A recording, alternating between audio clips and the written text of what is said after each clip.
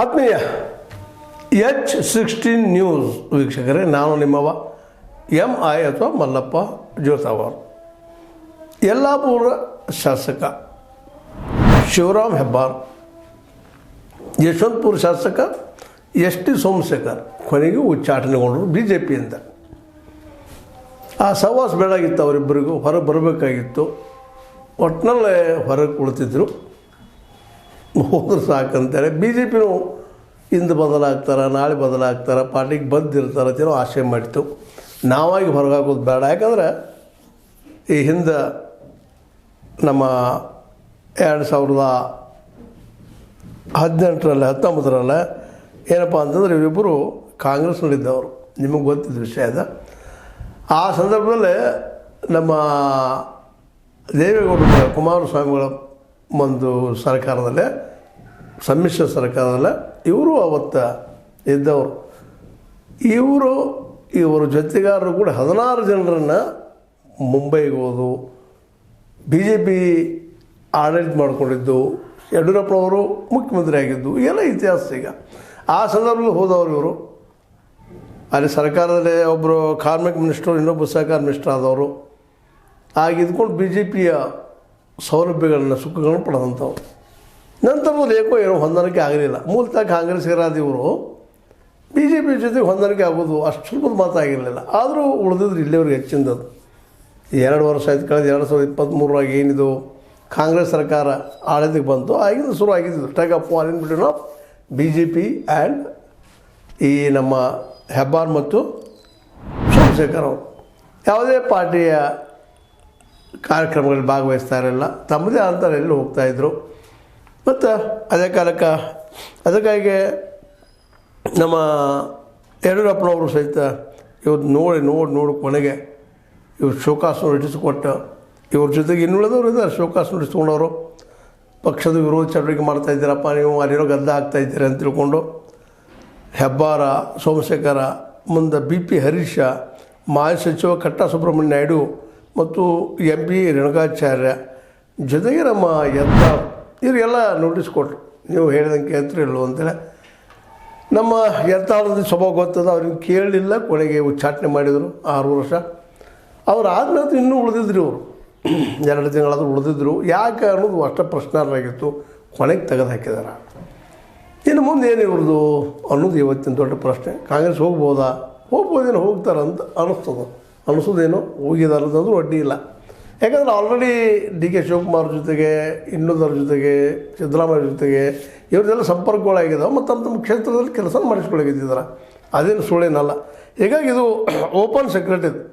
ಯಾಕಪ್ಪ ಅಂತಂದ್ರೆ ಅವ್ರಿಗೆ BJPಗೆ ಹೊಂದಲಾರದ ಮನಸ್ಥಿತಿ ಇತ್ತು. ಅದರಲ್ಲಿ 2 ಮಾತಿಲ್ಲ. ಸಹಜದ, ಕಾಂಗ್ರೆಸ್ನಲ್ಲಿ ಯಾರು ಬೆಳೆದು ಬಂದಿರ್ತಾರೆ, ಕಾಂಗ್ರೆಸ್ಸಿನ ಕೆಲವೊಂದು ಗುಣಗಳು ಜೊತೆಗೆ ಬಂದುಬಿಡ್ತಾವೆ. ಹೀಗಾಗಿ BJP ಹೊಂದಾಣಿಕೆ ಆಗಲಿಲ್ಲ. ಅದಕ್ಕೆ ಯಡಿಯೂರಪ್ಪನವರು ಒಂದು ಕಾರಣ ಕೊಟ್ಟ, ಪಕ್ಷದ ಶಿಸ್ತು, ತತ್ವ, ಸಿದ್ಧಾಂತ ಮತ್ತು ನಾಯಕತ್ವಕ್ಕೆ ಎಲ್ಲರೂ ಬದ್ಧವಾಗಿರಬೇಕು.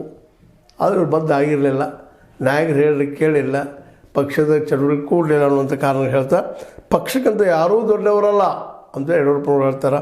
ಹೇಳಿ ಕೇಂದ್ರ ಶಿಸ್ತು ಸಮಿತಿ ನಿರ್ಧಾರ ತೆಗೆದುಕೊಂಡಿದೆ, ನೀವು ಹೊರಗೆ ಹೋಗ್ರಪ್ಪ. ಅದು ಕೇಂದ್ರ ಶಿಸ್ತು ಸಮಿತಿ ಇದ್ದಿದ್ದು ಹೊರಗೆ ಕಳಿಸಿದ ಕಡೆಗೆ ಅಂತ. ಆದರೂ ಇನ್ನೂ ಅಲ್ಲೇ ನಮ್ಮ ಯಾರಪ್ಪ MP ರೇಣುಕಾಚಾರ್ಯ ಅಲ್ಲೇ ಇದ್ದಾರೆ, ಸುಬ್ರಹ್ಮಣ್ಯ ನಾಯ್ಡು ಅವರಿದ್ದಾರೆ, BP ಹರೀಶ್ ಅವರಿದ್ದಾರೆ, ಇವರಿದ್ದಾರಲ್ಲೇ. ಯಾಕಂದರೆ ಆಲ್ರೆಡಿ ಅವರು ನಮ್ಮ ಯಡಿಯೂರಪ್ಪವ್ರಿಗೆ ಬೇಕಾದಂಥವು. ಯತ್ನಾಳ್ ಬೇಡಾಗಿತ್ತು. ಅವ್ರು ದಿನನಿತ್ಯ ಎದ್ದ ತಕ್ಷಣ ಬೇರೆದವ್ರು ಏನು ಕೆಲಸ ಇಲ್ಲ. ಯಡಿಯೂರಪ್ಪ ಮತ್ತು ಅವ್ರ ಮಗ ಅವ್ರು ಟೀಕೆ ಮಾಡೋದು ಎಲ್ಲರೂ ಹೇಳಿದ್ರು. ಕಡೆಗೆ ಅವ್ರ ಬೆಂಬಲಿಗರು ಹೇಳಿದರು ಹಾಗೆ ಬೇಡ ಅಂತೇಳಿ ಕೇಳಿಲ್ಲ ಅವ್ರು.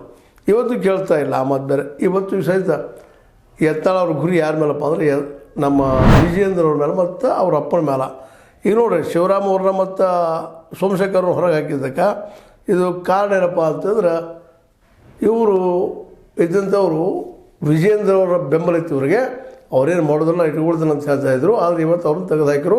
ಈಗ ನಾನು ಮಾತನಾಡಿ ಇದ್ದೀನಿ ಅಂತ ಹೇಳುವಂಥ ಪ್ರಯತ್ನ ಮಾಡಿದ್ದಾರೆ ಯತ್ನಾಳ್. ಇದರರ್ಥ ನಂದಿನ್ನೂ ಪಾರ್ಟಿಯಲ್ಲೇ ವರ್ಚಸ್ವತೆ ತೋರಿಸ್ಕೊಂಡು ಪ್ರಯತ್ನ ಮಾಡ್ತಾ ಇದ್ದಾರೆ ಯತ್ನಾಳರು.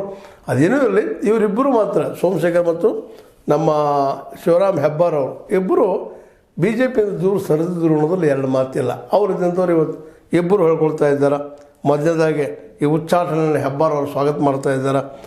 BJP ಶಿಸ್ತು ಸಮಿತಿ ನನ್ನನ್ನು ಪಕ್ಷದಿಂದ 6 ವರ್ಷ ಉಚ್ಚಾಟಿಸಿದ ಕುರಿತು ವ್ಯಾಟ್ಸಪ್ ಮತ್ತು ಇಮೇಲ್ ಮೂಲಕ ಸಂದೇಶ ತಲುಪಿದೆ. ಸಮಿತಿಯ ನಿರ್ಣಯ ಸ್ವಾಗತಿಸ್ತೇನೆ. ಭಾಳ ಚಲೋ ಆತ್ ಮಾರ, ಸ್ವಂತ ರಾಜ್ಞೆ ನೀವು ಸಹವಾಸ ಬೇಡ ಅಂತನ್ನುವಂಥದ್ದು. ಯಾಕಂದ್ರೆ ನಮ್ಗೆ ಕರ್ಕೊಂಡು ಹೋದರು, ಮಾಡಿದರು, ಅಲ್ಲಿ ಮಿನಿಸ್ಟರ್ ಮಾಡ್ತಂತ ಏನೇನೋ ಅಂದರು. ಅಲ್ಲಿ ಕರ್ಕೊಂಡೋಗಿ ಏನು ಮಾಡಿದ್ರಪ್ಪ ಇವರು? ಕರೆದ ಅವ್ರ ಜೊತೆ ಹೋದ್ರೆ ನಾವು ಅಲ್ಲಿ ಗೌರವ ಇಲ್ಲ, ಬೆಲೆ ಇಲ್ಲ ಅನ್ನೋಂಥ ಮಾತು. ಮತ್ತು ಗೌರವ ಹೋದ್ಮೇಲೆ ಅವ್ರ ಜೊತೆ ಇರೋದ್ರಾಗ ಏನು ಅರ್ಥ ಅದ ಅನ್ನೋಂಥ ಮಾತನ್ನು ಸಹಿತ ಯಡಿಯೂರಪ್ಪರ ಅವ್ರು ಕೇಳ್ತಾ ಇದ್ದಾರೆ. ಅಲ್ಲಿ ಗೌರವ ಕೊಡೋದಿಲ್ಲ ಅವರು, ಹೊರಗಿನವ್ರು ಬಂದು ನಮ್ಗೆ ಇವತ್ತು ಹೊರಗಿಟ್ಟಿದ್ದಾರೆ ಅವರು ಅನ್ನೋಂಥ ಅಸಮಾಧಾನವನ್ನು ಅವ್ರು ತೊಳ್ಕೊಳ್ತಾ ಇದ್ದಾರೆ. ಹೀಗಾಗಿ ಅದರಲ್ಲೂ ಮತ್ತೊಂದು ಮಾತು ಹೇಳ್ತಾರೆ, ನನ್ನ ವಿರುದ್ಧ ಇಲ್ಲ ಸಲ್ಲದ ಅಪಪ್ರಚಾರ ನಡೆಸಿದರೆ ನಾನು ಅವರ ಬಣ್ಣ ಬಯಲು ಮಾಡುವೆ ಎಂದು ಇದೂ ಅಸಮಾಧಾನ ಒಳಗೆ ಹಾಕೊಂಡಾರ. ಈಗೂ ಸಹಿತ ನಮ್ಮ ಹೆಸರು ಕೆಡಿಸೋ ಪ್ರಯತ್ನ ಮಾಡ್ಯಾರ. ಇನ್ನು ಮುಂದೆ ಮಾಡಿದ್ರೆ ಅವ್ರ ಹೆಸರು ಕೆಡಿಸ್ತೀನಿ, ನಾನು ಅವರಿಗೆ ಪ್ರತ್ಯುತ್ತರ ಕೊಡ್ತೀನಿ ಅಂತೇಳಿ ನಮ್ಮ ಏನಪ್ಪ ಅಂತಂದ್ರೆ ಈ ಶಿವರಾಮ್ ಹೆಬ್ಬಾರ್ ಅವರು ಹೇಳಿದ್ರೆ. ಅದೇ ಕಾಲಕ್ಕೆ ST ಸೋಮಶೇಖರ್ ಅವರು ಹೇಳ್ತಾರೆ, ಅತ್ಯಾಚಾರ ಮಾಡಿದವರನ್ನು BJP ಉಚ್ಚಾಟನೆ ಮಾಡಲ್ಲ. ನನ್ನ ಪರ ಮಾತನಾಡಲು BJPಯಲ್ಲಿ ಯಾರಿಗೂ ಧೈರ್ಯ ಇಲ್ಲ. ಈಗ ಸ್ವತಂತ್ರ ಆಗಿರುವೆ, ನನ್ನ ಪರ ಯಾರೂ ಮಾತಾಡಲಿಲ್ಲ ರೀ, ನಮ್ಮನ್ನು ಒಬ್ಬರ ಏಕಾಂಗಿ ಮಾಡಿದ್ರು ಇವರು ಅನ್ನೋ ಹಂಗೆ ಅಸಮಾಧಾನ ಅಂತ ತಿಳ್ಕೊಳ್ತಾ ಇದ್ದಾರೆ ST ಸೋಮಶೇಖರ್ ಅವರು. ಇನ್ನು BJP ನಮ್ಮ ರಾಜ್ಯಾಧ್ಯಕ್ಷ ನಿಮಗೆ ಗೊತ್ತದ, ಇಬ್ಬರು ಶಾಸಕರ ವಿರುದ್ಧ ಕ್ರಮ ತೊಗೊಂಡಿವಿ ಹಾಗೆ ಅಂತ ಹೇಳ್ಕೊಂಡಿದ್ದಾರೆ. ಅದಕ್ಕೆ ಅದೇ ಕಾಲಕ್ಕೆ ಯಡಿಯೂರಪ್ಪನವರು ಹೇಳಿದ್ದಾರೆ.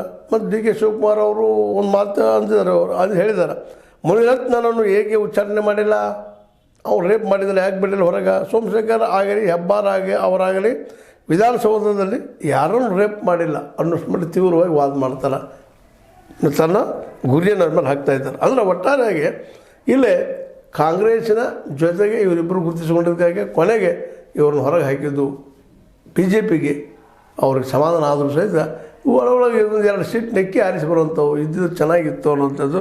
ಬಟ್ ಅಲ್ಲಿ ಪಕ್ಷದಲ್ಲಿ ಇವರ ಪಕ್ಷ ವಿರೋಧಿ ಕೆಲಸಗಳನ್ನು ತಿಳಿಸುವಂಥದ್ದು, ಇವ್ರ ಮೇಲೆ ಅಟ್ಯಾಕ್ ಮಾಡುವಂಥದ್ದು ನಡೆದಿದ್ದಾವೆ ಅನ್ನೋದು ನಾವು ನೋಡ್ತಾ ಬಂದಿದ್ವಿ. ಒಟ್ಟಲ್ಲೇ ಇಬ್ಬರನ್ನು ಹೊರಗೆ ಹಾಕಿದ್ರಿಂದಾಗಿ BJPಯೂ ನಿರಾಳಾಗ್ಯದ. ಏನಪ್ಪ ನಮ್ಮ ವಿರುದ್ಧ ಮಾತಾಡೋರನ್ನ ಹೊರಗೆ ಹಾಕಿದ್ದೀವಿ ಅಂತೇಳಿ ಅದಕ್ಕೆ ಇವರು ಇಬ್ಬರು ನಿರಾಳರಾಗಿದ್ದಾರೆ. ಇನ್ನು ಕಾಂಗ್ರೆಸ್ ಜೊತೆ ಕೂಡ್ಕೊಂಡು ಹೋಗುವಂಥ ಸಾಧ್ಯತೆಗಳಿದ್ದಾವೆ. ಮತ್ತು ಅವ್ರ ಕ್ಷೇತ್ರದಲ್ಲೇ ಅವ್ರು ಆಯ್ಕೆ ಆಗುವಂಥದ್ದು ಎಲ್ಲ ಸಾಧ್ಯತೆಗಳು ಹೆಚ್ಚಿದ್ದಾವೆ. ಯಲ್ಲಾಪುರದಲ್ಲಿ ಶಿವರಾಮ್ ಹೆಬ್ಬಾರರು ಆರಿಸಿ ಬರುವಂಥವ್ರು ಇದ್ದಾರೆ, ಯಶವಂತಪುರದಲ್ಲಿ ST ಸೋಮಶೇಖರರು ಬರುವಂಗಿದ್ದಾರೆ. ಒಟ್ಟಾರೆಯಾಗಿ ಇವರಿಬ್ಬರು ಇನ್ನು ಏನಾದರೂ ಮೋಸ್ಟ್ಲಿ ಈ ರಿಸೈನ್ ಮಾಡಿ BJPಗೆ ಈಗ ತೆಗೆದು ಹಾಕಿದ್ದಾರೆ. ಹಾಗೆ ಇನ್ನೊಮ್ಮೆ ಅವರು ಇಲೆಕ್ಷನ್ನಿಂದ ಆಯ್ಕೆ ಆದರೂ ಆಗ್ಬೋದು ಕಾಂಗ್ರೆಸ್ ವತಿಯಿಂದ, ಯಾರು ಬಲ್ಲರು. ಒಟ್ಟಾರೆಯಾಗಿ ಈ BJP ನಡೆಯಿಂದ ಲಾಭ ಯಾರಿಗಾಯಿತು ಅನ್ನೋದು ಮಾತ್ರ ಇನ್ನೂ ಪ್ರಶ್ನಾರ. ಅವರು ತೆಗೆಯೋದು ನಮ್ಮ ತೆಗೆದೇ ಬಿಡಲಿ ಅನ್ನೋಂಥ ಪರಿಸ್ಥಿತಿ ಒಳಗಿದ್ರು, ಅದಕ್ಕೆ ಸ್ವಾಗತ ಮಾಡಿದ್ದಾರೆ. ಮತ್ತು ಇನ್ನು ಮೋಸ್ಟ್ಲಿ ಅವರು ಕಾಂಗ್ರೆಸ್ ಹೋಗುವ ಎಲ್ಲ ಸಾಧ್ಯತೆಗಳಿದ್ದಾವೆ. ಏನಾದರೂ ಆಗಲಿ ಒಟ್ಟಿನೆಲ್ಲ ಇಬ್ಬರು ಮಾತ್ರ ಇವತ್ತು ನಾವು ಫ್ರೀ ಆಗಿವಿ, ಸ್ವಂತವಾಗಿವಿ ಅನ್ನೋದು ಮಾತು ಹೇಳೋದು ನೋಡಿದ್ರೆ ಮುಂದಿನ ದಿನದಲ್ಲಿ ಇವರಿಬ್ಬರು ಕಾಂಗ್ರೆಸ್ನ ಒಂದು ಪಕ್ಷದಲ್ಲಿ ಅಷ್ಟೇ ಅಲ್ಲ, ಅಲ್ಲಿ ಬಂದು ಆಯಕಟ್ಟಿನ ಜಾಗದಲ್ಲಿ ಬಂದು ಕುಳಿತುಕೋಬೋದು. ಯಾಕಂದರೆ ಮೂಲತಃ ಕಾಂಗ್ರೆಸ್ ಇವರು ಅನ್ನೋದನ್ನು ನೆನಪಿಟ್ಕೊಂಡ ಏನೋ ಆದರೂ ಈ ಒಂದು ಏನಪ್ಪ ಅಂತಂದ್ರೆ ಘಟನೆ ಡೆವಲಪ್ ಆಗಿದ್ದು BJPಗೆ ಒಂದು ಸ್ವಲ್ಪ ತೊಂದರೆ. ಯಾಕಂದರೆ ಇಬ್ಬರು ಶಾಸಕರು ಕಡಿಮೆ ಆದರು ಅನ್ನೋಂಥದ್ದು. ಅದೇನೋ ಆಗಲಿ ಒಟ್ಟಲ್ಲೇ ST ಸೋಮಶೇಖರ್ ಹೆಬ್ಬಾರ್ ಇಬ್ಬರು BJP ಬಿಟ್ಟು ಕಾಂಗ್ರೆಸ್ ಕಡೆ ಹೋಗ್ತಾರಾ ಅನ್ನೋದು ಹೋಗ್ತಾರೋ ಅನ್ನೋದು ಹೆಚ್ಚು ಮಾಹಿತಿ ಬರ್ತಾಯಿದ್ದಾವೆ. ಯಾರು ಎಲ್ಲರೂ ಹೋಗಲಿ ಹೋಗೋದನ್ನು ತಪ್ಸೋಕ್ಕಾಗೋದಿಲ್ಲ. ಆದರೆ ಇದರಿಂದ ಕಾಂಗ್ರೆಸ್ ಒಂದಿಷ್ಟು ಲಾಭ ಆಗ್ಬೋದು, ಒಂದೆಲ್ಲ ಸೀಟ್ ಹೆಚ್ಚಾಗಿದ್ದು. ಬಟ್ ಅದೇ ಕಾಲಕ್ಕೆ ಕಾಂಗ್ರೆಸ್ ಸಹಿತ ಇದು ಇನ್ನೊಂದು BJPಯಿಂದ ಎಲ್ಲಿ ಇಲ್ಲೊಂದು ಇನ್ನೊಂದು ಕೊನೆದಾಗ ಹೇಳೋದು, BJPಯಾಗ ಅವ್ರಿಗೆ ಲಾಭ ಆಗಲಿಕ್ಕೆ ಕಾಂಗ್ರೆಸ್ ಬರೋರು, ಕಾಂಗ್ರೆಸ್ಗೆ ಲಾಭ ಆಗಲಿಕ್ಕೆ BJP ಹೋಗೋರು. ಇಂಥ ಜನರು ಬಂದು ಏನಪ್ಪ ಅಂದ್ರೆ ಪಕ್ಷಾಂತರದ ಇವೆರಡೂ ಪಕ್ಷಗಳು ಯಾರಿಗೇನು ಸಹಾಯ ಮಾಡ್ತಾವೆ ಗೊತ್ತಿಲ್ಲ ಅಂತ ಹೇಳ್ತಾ, ಸೋಮಶೇಖರ್ ಮತ್ತು ಹೆಬ್ಬಾರ್ ಇನ್ನು ಕಾಂಗ್ರೆಸ್ನಲ್ಲಿ ಅಂತ ಹೇಳ್ತಾ, ಆತ್ಮೀಯರೇ ನಿಮಗೆ ಲೈಕ್ ಆಗಿರ್ಬೋದು, ಲೈಕ್ ಮಾಡಿ, ಶೇರ್ ಮಾಡಿ, ಕಮೆಂಟ್ ಮಾಡಿ, ಜೊತೆ ಸಬ್ಸ್ಕ್ರೈಬ್ ಆಗೋದು ನಿಲ್ಲಿಸ್ಬೇಡ್ರಿ. H60 ನ್ಯೂಸ್ ಅರ್ಥ ಸೇರಿಸಿ ತಾರಲು ಸತ್ಯದ ಕೈಗಂಡೆ ವಂದನೆಗಳು.